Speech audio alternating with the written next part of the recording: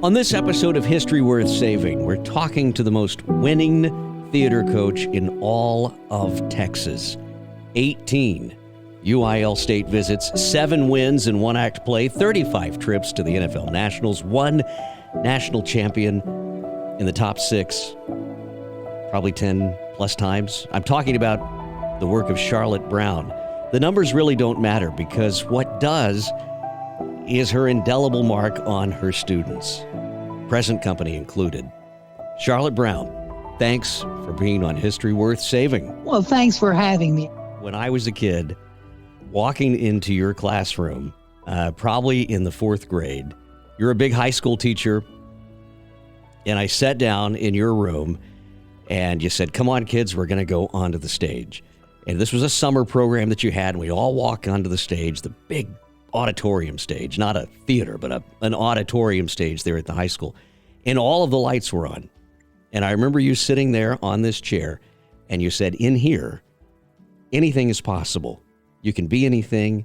Nothing is off limits. And you should never feel silly or intimidated by anything that you feel like you need to do in here. And I never forgot that. And I'm probably paraphrasing because you probably didn't say anything like that, but that's what I remember. and you know, taking that forward, it was a monumental shift in my life, and I know in a lot of other kids who got into that program with you. And you started us early, and that's how you got to 18 UIL state visits and 7 championships. I mean, remarkable career, but it's not by the numbers, is it? No, it's not by the numbers, but the thing that most students need to be, they need to wake up to the fact that anything is possible. The main thing that it did, this program, because we traveled all over Texas with TFA, and we traveled all over the United States with NFL, was that it opened up the vision of students to what was out there. If you are born in Portland, Texas, which is, the little suburb of Corpus Christi, and you never get out of it, you don't set your goals any higher. And once you start going out and seeing what's available out there, it opens up your whole visibility of what you could do. And the thing that was wonderful about Portland was that I had incredibly, I thought, gifted students.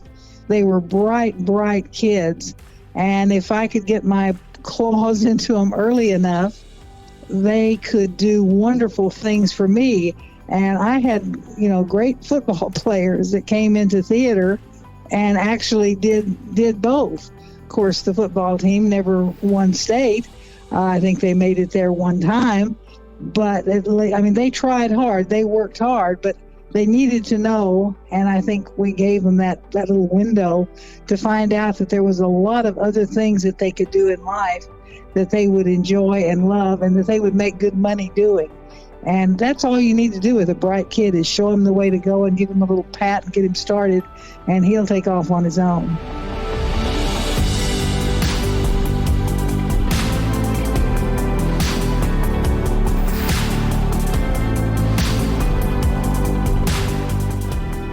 You wanted to start out in radio. That was your dream in life, yes, was to be on the radio. And then you found out what radio people make. Very, very poor salaries. Teachers make very, very poor salaries too. But the year that I was doing my student teaching, I suddenly discovered that I really liked it. And more importantly, the kids liked me. But I would be making a lot more. I'm embarrassed to say how much money I would be making, but oh well, this will shock everybody to death.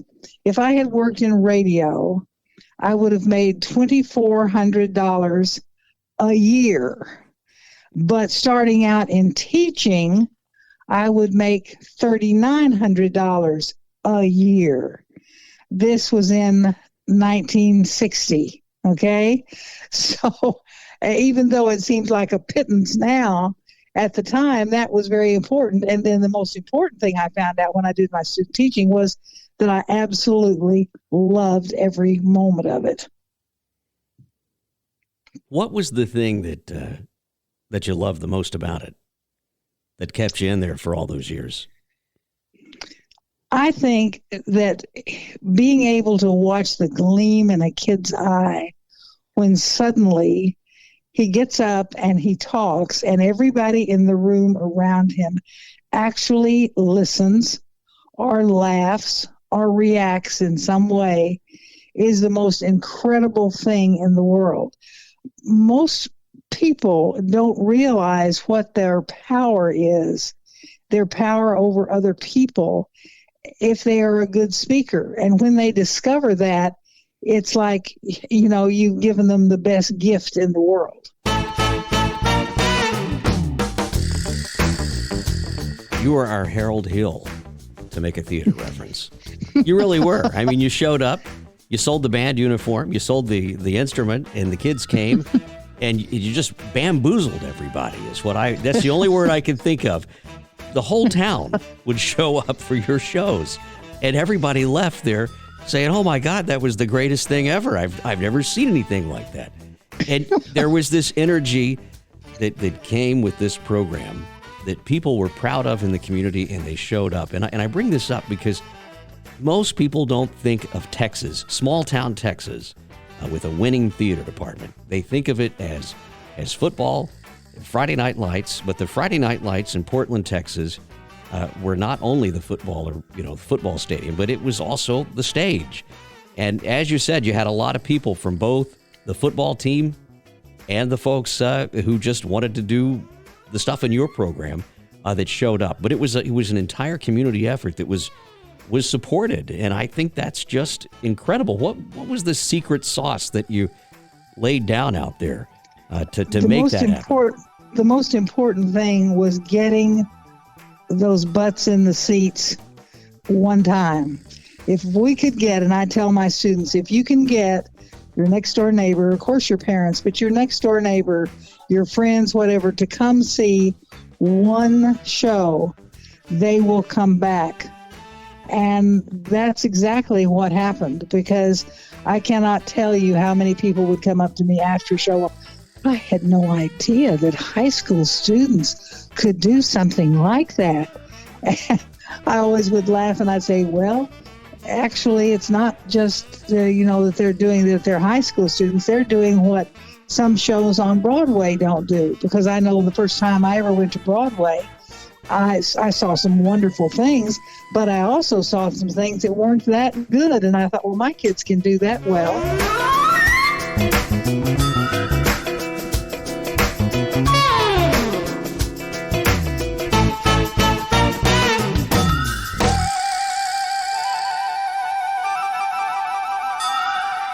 I can remember taking one of my students, John Wager, was in a group that we went to New York, and we went to the Theater Guild for something. I can't even remember what. And this guy that was with us, he said, well, what did you just do? And I said, oh, we just did Barnum. I said, this boy here played Barnum.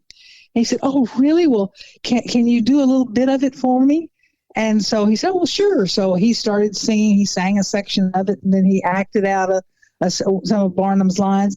And all of a sudden we looked around, and the entire office from the Theater Guild was standing there watching. And when he finished, they all applauded. And he was so excited, and well, so was I, because these were, New York professionals who thought how good this kid was. And it's not just Portland. It's any place that somebody cares enough to pull out the talent and make kids realize what joy it is to perform and what joy it is to communicate with other people. And what parent doesn't want to see that in their child, right? Exactly. And the parents get just as involved as the kids do. I was blessed with wonderful, wonderful parents who, came out and helped and did anything that I wanted. We did a speech contest every year, and we would have most of the community, would come out and judge if we needed them to, and do whatever, work at the concession stand or do whatever. But everybody becomes a part of it, because if they become a part of the work that gets the people out there, the kids out, they also become a part of the kids' victories.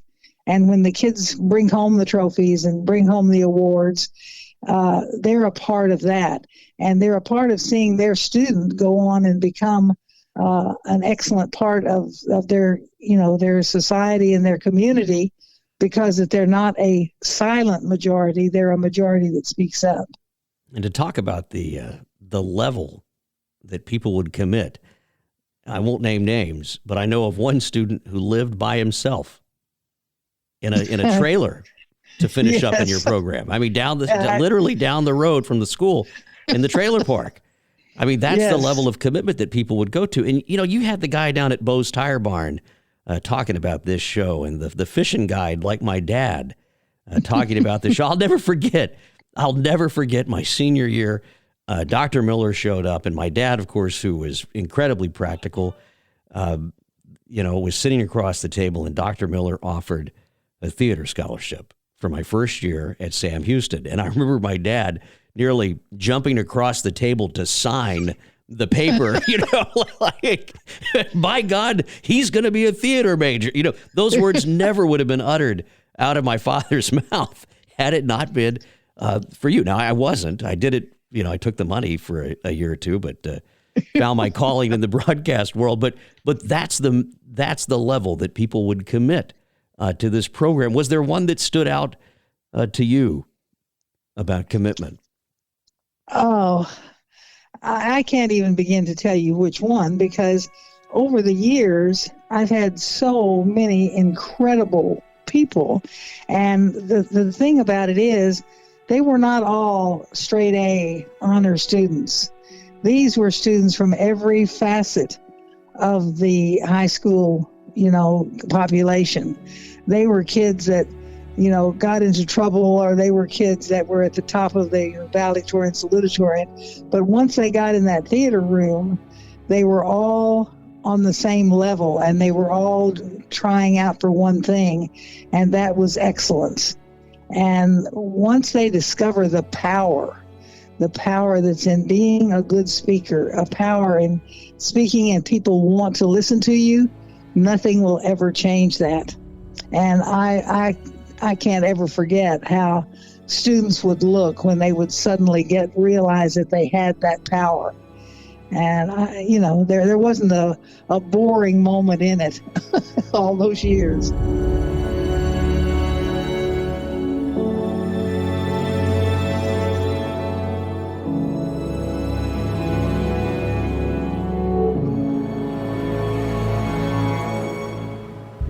Well, I bring up commitment because you had a saying: the harder I work, the luckier I get. And I remember, walking around there. You drove home this idea of a work ethic that was really only, rivaled by your own. But you instilled that early on, even from fourth grade, when I remember starting out with you in that summer program. This idea that hard work would eventually pay off. Talk a little bit about that, because that's commitment. Well, the thing is that most kids, know that people tell them that they need to work hard, okay? But they don't tell them how the rewards are instantaneous. I know when students would come into my room the first time, and I'd have them all get in a circle and get up and tell about themselves. Well, the first thing I would say to them was, you don't have to be worried about how anybody will act, because in high school, kids can be cruel. They can be mean to other students. And I said, but we don't have anybody in here that's going to be mean, because we don't have anybody that's stupid, because everybody realizes that they're going to have to get up and they're going to have to talk. And if they make fun of you, that's like taking a big sign and writing stupid on their forehead. And nobody wants to do that.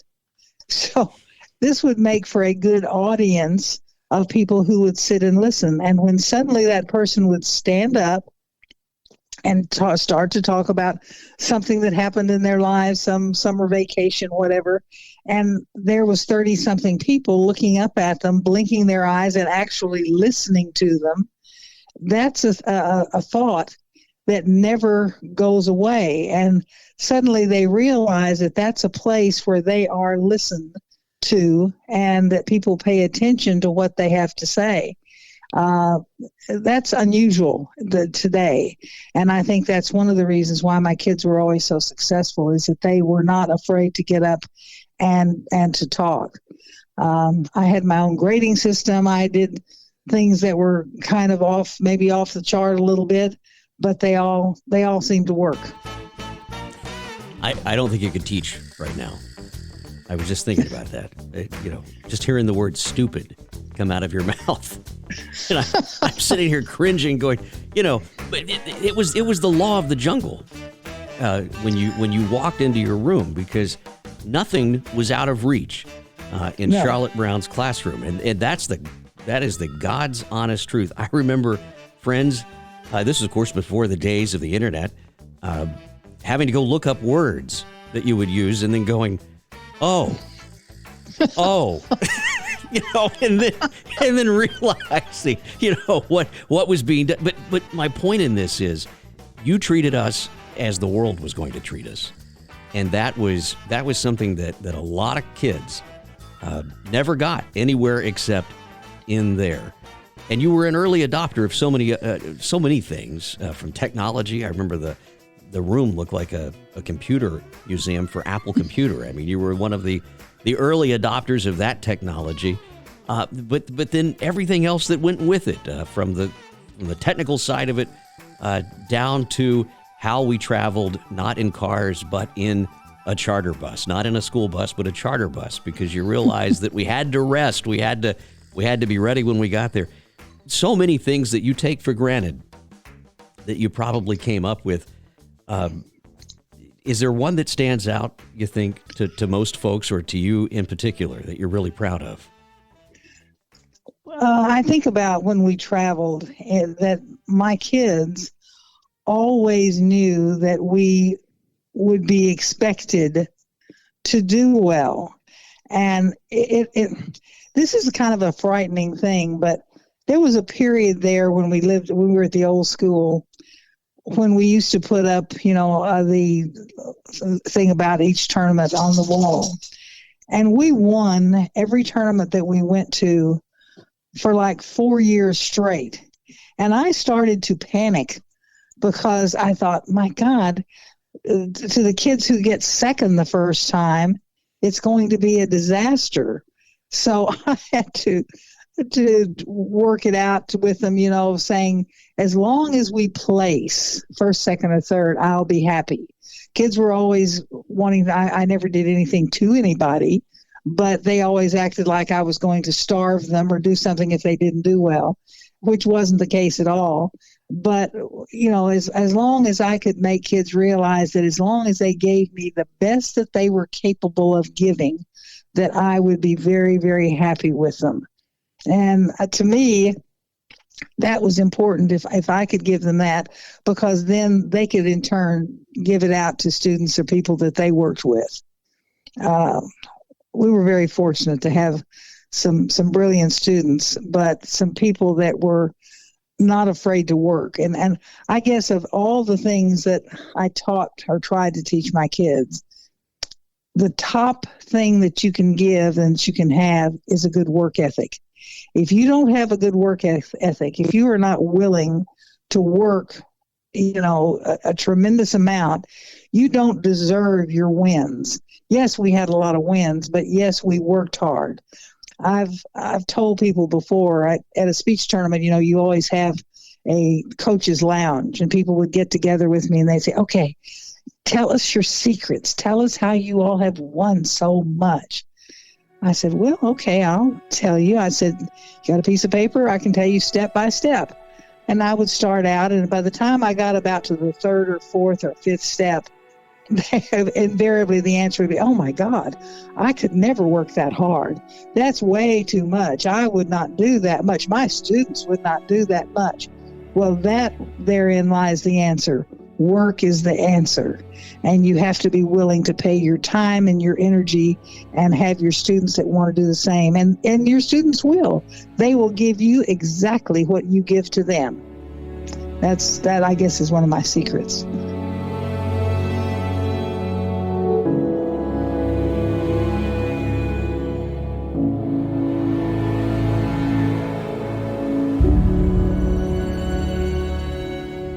Was there ever a time that you thought,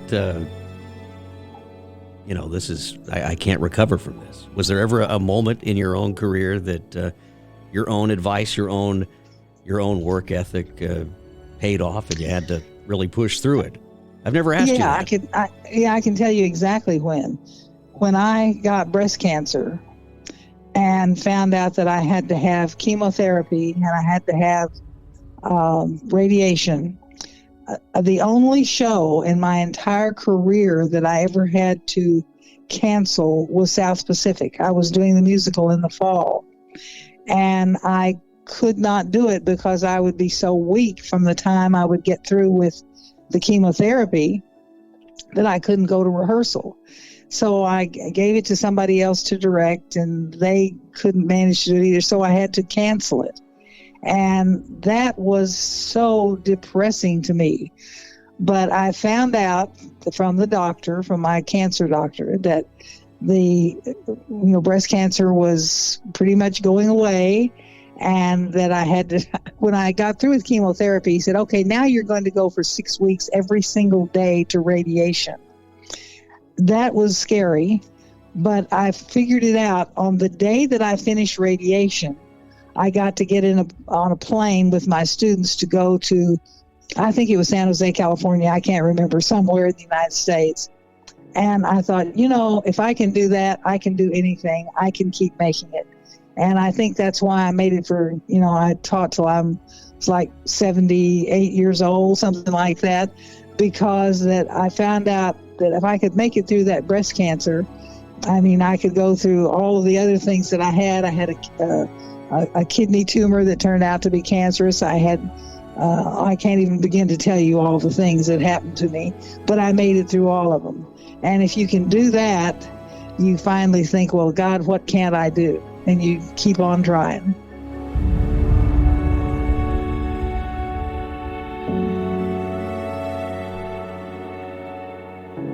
We really never thought you'd retire. We just thought they were going to take you out one piece at a time, like Johnny Cash did. Well, the truth of that matter is I did not want to retire, but I have macular degeneration. And even though the superintendent that I had at the time said, well, can't you wear a black patch over one eye and you could continue? And I said, I can't really see myself being a pirate and wearing a patch over one eye. And after I found out that I would make $200 more a month after retiring than I did with what I was making teaching, I decided I was being silly. And it was ironic that I did retire when I did, because COVID hit about a year and a half, 2 years later, and it would have been catastrophic for me anyway. So it worked out pretty well. Well, I remember the time. I remember it very well because I was a student back then when you had your bout with cancer, and I remember everything that you went through back then. But I don't remember the depression. I don't remember that, and you hit it so well from us. Well, that's good. Yeah, you did. Well, but I remember the whole community truly rallying behind you, and really standing there with you. It was remarkable. I'll never forget when I lost all my hair. So I've never had so much great I got I think 10 wigs. So I could wear all the way I wanted to wear my hair in any color, and I didn't have to bleach it. And then finally, when my hair started to come back in, I went to my beautician, which I had not been to in a long time. And I said, okay, my hair is coming back in, bleach it, because it was about 7 different colors. And I can remember her saying, but it might all fall out again. I said, don't worry, I've got 10 wigs. It'll be fine. The unsinkable Charlotte Brown. What do you want people to remember about you and about what's important? What's really, really important at the end of the day? I want every student that I taught, to go to work every day because that they want to and because they enjoy it. If I can have made one student to the point where they know that when they get up and they go to work, that they're doing something that they love. Most people get up and go to work because they have to earn a living, not because they enjoy it. And I think it is, to me, it's heaven if you can get up and go and do something that you enjoy. And if I have furnished some students with a way to do something that they enjoy, that they're proud of, and that they enjoy, then I feel like that I've been successful. Well, you certainly have in my book. Wouldn't be here. Great. Wouldn't be here without you. Competition Theater is the name of your book. You're going to have to go back and redo some chapters because obviously COVID changed a lot of things, but right. The fundamentals are there. And for those of you that are wondering, yes, it will eventually release, I'm sure, because we're all going to stay on her until it does. You know, the thing that freaked me out the most at your big celebration, we had a big retirement celebration for you back there at the old school, and a lot of us showed up for it. We all sound the same. Every one of us. We all sounded alike. Everybody that got up there, I thought, oh my God, everybody sounds the same. I mean, there's no telling how many people in the state of Texas sound the same because of you. I don't know what that says about the style, but there you go.